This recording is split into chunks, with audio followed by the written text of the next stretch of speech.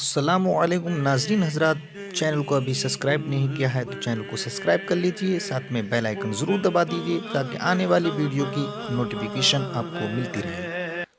एक फिक्र कुरान ने अता फरमाई और वो सोच क्या है कि ऐ रूए जमीन पर बसने वाले इंसानों, ये बात जहन में रखना कि अल्लाह ने इस दुनिया में भेजा है तो परमानेंट रहने के लिए नहीं, हमें पलटकर फिर उसकी बारगाह में जाना है। ये दुनिया बंदा नहीं आया, हर बंदे को इस दुनिया से जाना है। हुजूर सल्लल्लाहु अलैहि वसल्लम से पेशतर भी जो आए वो भी इस दुनिया से तशरीफ ले गए, और जो आसमान पर उठाए गए हैं वो भी इस दुनिया में दोबारा तशरीफ लाकर इस दुनिया से तशरीफ ले जाएंगे। मौत सबको। और फिर परवरदिगार ने जवाब दिया, अफ़इम मित्ता फ़हुमुल खालिदून, कि मेरे महबूब सल्लल्लाहु अलैहि वसल्लम अगर आप पर्दा फरमा जाएंगे तो क्या वो हमेशा रहेंगे? जो ये कहते हैं कि मुस्तफा जाने रहमत सल्लल्लाहु अलैहि वसल्लम के विसाल के बाद उनका मिशन खत्म हो जाएगा, तो सवाल ये पैदा होता है कि सरकार के विसाल की आरजू करने वाले क्या ये समझते हैं कि वो परमानेंट रहेंगे? तो कुरान ने फिर आगे फरमाया, कुल्लु नफ्सिन ज़ाइक़तुल मौत, हर जान को मौत का जायका चखना है। और ये बात अच्छी तरीके से याद रखें कि इस जमीन पर अल्लाह अज़्ज़ व जल्ल ने जो हमें पैदा फरमाया, तो इस जमीन पर भेजने का मकसद क्या है? इस जमीन पर हमेशगी के लिए हमें नहीं भेजा गया। हम में से कोई परमानेंट रहने के लिए नहीं आया, चाहे वो किसी भी मजहब से ताल्लुक रखता हो। मौत हर जान के लिए, कोई भी बचने वाला नहीं। और ये भी याद रखें, जिंदगी पहले नहीं, पहले मौत है। हम ये समझते हैं कि इंसान पहले पैदा हुआ फिर मरेगा, लेकिन कुरान कहता नहीं, कुंतुम अमवाता फअहयाकुम, तुम मुर्दा थे, हमने तुम्हें जिंदगी अता फरमाई। और क्यों जिंदगी और मौत अल्लाह ने पैदा फरमाई, तो उसकी वजाहत भी सूरह मुल्क के अंदर अल्लाह ने फरमा दी, अल्लज़ी खलक़ल मौत वल हयात लियब्लुवकुम अय्युकुम अहसनु अमला। मौत और जिंदगी की तख्लीक का मकसद यह है कि तुम में कौन है जो सबसे अच्छा अमल करता है। अल्लाह आजमाना चाहता है। मेरे प्यारे आका सल्लल्लाहु ताला अलैहि वसल्लम के प्यारे दीवानों, तो सोच की करेक्शन करो, अपनी फिक्र को परफेक्ट करो कि हम इस दुनिया में परमानेंट रहने के लिए नहीं आए। परमानेंट रहने की जगह अगर कोई है तो वो खुल्दे बरी है, जन्नत है, जहां एक बार बंदे को दाखिल किया जाएगा, खालिदीन फीहा अबदा, हमेशा परवरदिगार उस जन्नत की बहारें उसे अता फरमा देगा। याद रखो, अच्छी तमन्नाएं करने का हुक्म भी है, और अच्छी तमन्नाओं की तकमील अगर न भी हुई तो उन तमन्नाओं पर भी मौला अजर अता फरमाता है। मिसाल के तौर पर, कल बरोज़ क़यामत एक बंदे को उसका आमाल नामा दिया जाएगा और उससे कहा जाएगा, इक़रा किताबक, अपना आमाल नामा पढ़। तो जब वो अपना आमाल नामा देखेगा तो उसके अंदर हज भी लिखा होगा, जिहाद का सवाब भी दर्ज होगा, ज़कात का सवाब भी दर्ज होगा। वो बारगाहे समदियत में अर्ज करेगा, मेरे करीम, मैं इतना गरीब था कि मैंने हरमैन तैयबैन की ज़ियारत भी नहीं की। मैं इतना गरीब था कि मैंने कभी ज़कात भी नहीं दी। मैं इतना लागरो नातवा था, कभी मैदाने जंग में गया ही नहीं। मौला, ये दफ्तर मेरा ही है, इसमें ये सारी चीजें लिखी हुई है जो मैंने नहीं की। तो मेरा करीम इरशाद फरमाएगा, मेरे बंदे, क्या तू हज को जाने वाले को देखकर ये आरजू नहीं करता था कि काश तेरे पास भी दौलत होती तो तू भी हज करता? क्या ज़कात देने वाले सखी को जब देते देखता था तो ये तमन्ना नहीं करता था कि मैं तुझे देता तो तू भी मेरे नाम पर लुटाता? क्या मैदान जंग में जाने बाद तेरी तमन्ना ये नहीं होती थी कि काश मेरे पास भी कुव्वत होती तो मैं हक के लिए सरधड़ की बाजी लगाता? वो अर्ज करेगा हाँ करीम, मेरी तमन्ना तो थी।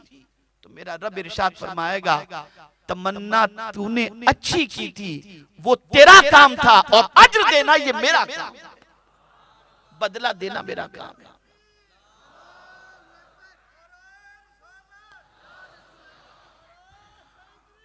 तो मेरे प्यारे आका सल्लल्लाहु ताला अलैहि वसल्लम के प्यारे दीवानों, अच्छा सोचो, अच्छा करो, अच्छाई के लिए कदम बढ़ाओ, अच्छे काम के लिए जिद्दोजहद करो, अच्छे काम के लिए तगोदो करो, अच्छे काम के लिए घर से निकलो। इसीलिए आला हजरत अजीमुल बरकत इमाम इश्क मोहब्बत कहते हैं कि सुबह जब हो तो तुम ये नीयत करो, घर से निकलने से पहले कोई फकीर मिलेगा मैं उसका सवाल पूरा कर दूंगा, किसी बीमार की इयादत के लिए चला जाऊंगा, कोई जनाजा मिला तो उसको कांधा दे दूंगा। ये अच्छी नीयतें तुम कर लो, ये काम करने का मौका मिला तो काम का भी अज्र मिलेगा और नीयत का भी, और अगर ये मौका न मिला तो नीयत का अज्र तो अल्लाह अता फरमा ही देगा।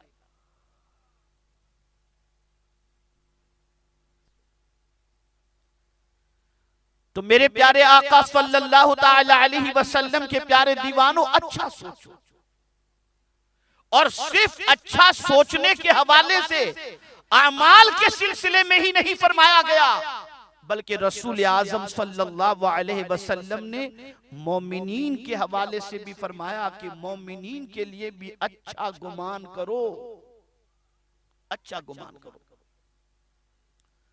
तो ये बात याद रखें कि मेरे प्यारे आका सल्लल्लाहु ताला अलैहि वसल्लम के प्यारे दीवानों, एक सोच बना लो कि यहां हम मुसाफिर की हैसियत से हैं, यहां हम परमानेंट रहने के लिए नहीं आए। कोई भी दुनिया में ऐसा नहीं जो इस दुनिया में परमानेंट रहे और मौत से बच जाए। कुरान कहता है ऐनमा तकूनु युद्रिकुमुल मौत वलौ कुंतुम फी बुरूजिम मुशय्यदा। मजबूत किले के अंदर भी अगर तुम रहोगे तो मौत वहां भी आकर के रहेगी, मौत वहां पर भी आएगी। तो कुरान ने आगे इरशाद फरमाया कुल्लु नफ्सिन जाइक़तुल मौत, हर नफ्स को मौत का जायका चखना है। कुर्बान जाइए, लफ्ज़े जायका कुरान मुकद्दस में आया, पता चला कि मौत का भी कोई जायका होता है, कोई लज्जत इसकी होती है, कोई टेस्ट इसका होता है। बहुत सारी चीजों को चखने के बाद आप ये कह सकते हैं कि ये तेज है, ये स्वीट है, ये नमकीन है, सब कुछ। ऐसे ही मौत का भी जायका है, लेकिन इसका जायका चखने वाला बंदा ये बता नहीं सकता कि इसका जायका कैसे है, कैसा है, इसलिए कि मौत आई और जायका चखा और वो इस दुनिया से चला गया। लेकिन हाँ मेरे प्यारे आका सल्लल्लाहु ताला अलैहि वसल्लम के प्यारे दीवानों, कुछ लोग ऐसे होते हैं जिनकी मौत, जिनका इस दुनिया से जाना बड़ा आसान होता है, और जो मौत को बड़ी आसानी के साथ गले लगाने के लिए या उसका इस्तकबाल करने के लिए तैयार होते हैं। अब जो खास बात अर्ज करने जा रहा हूं उसे जहन में रखें। एक मरतबा दुरूद शरीफ अल्लाहुम्मा सल्ली अला सय्यिदिना व मौलाना मुहम्मदिन मअदिनिल जूद वल करम व आलिहिल किराम व इब्निहिल करीम व बारिक व सल्लिम सलातम व सलामन अलैका या सय्यिदी या रसूल अल्लाह सल्लल्लाहु तआला अलैहि वसल्लम। हम सब की सिचुएशन ये है कि मौत से डरते हैं, मौत से घबराते हैं, मौत के तसव्वुर ही से हाथ पैर लूज हो जाते हैं। वजह क्या है?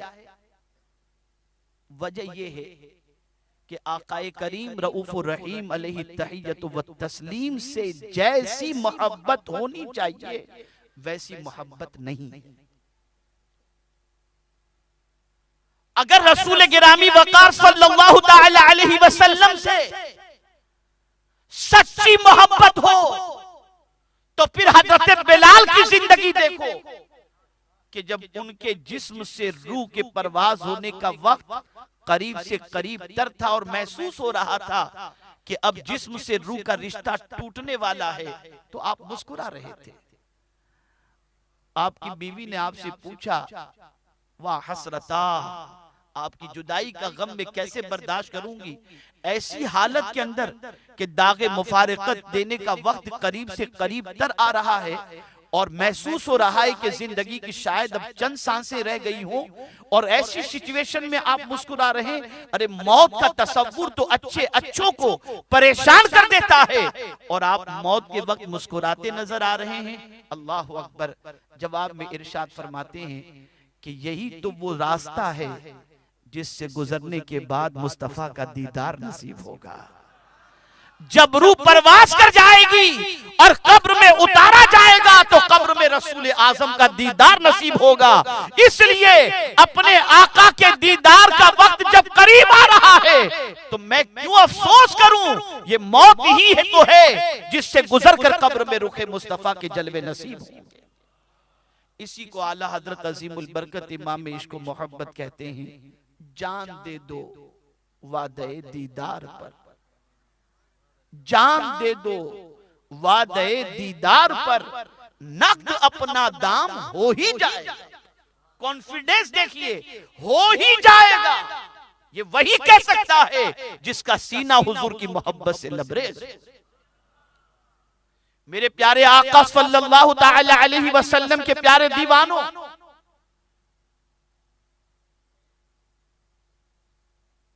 मौत के तसव्वुर से, मौत के ख्याल से हमारे दिल में दुनिया की मोहब्बत जो जगह घर कर चुकी है और आमाल हमारे अच्छे नहीं, इसकी वजह से हम डरते भी हैं, घबराते भी हैं और परेशान भी हैं। आका से अगर सच्ची लव लगा लें तो मौत से भी हम नहीं घबरा सकते, बल्कि अल्लाह के रसूल सल्लल्लाहु अलैहि वसल्लम की याद के अंदर अगर जिस्म से रूह परवास कर जाए तो ऐसी मौत पर मेरे प्यारे आका सल्लल्लाहु अलैहि वसल्लम के प्यारे दीवानों दुनिया रश्क करती नजर आती। सच्ची मोहब्बत की जरूरत है।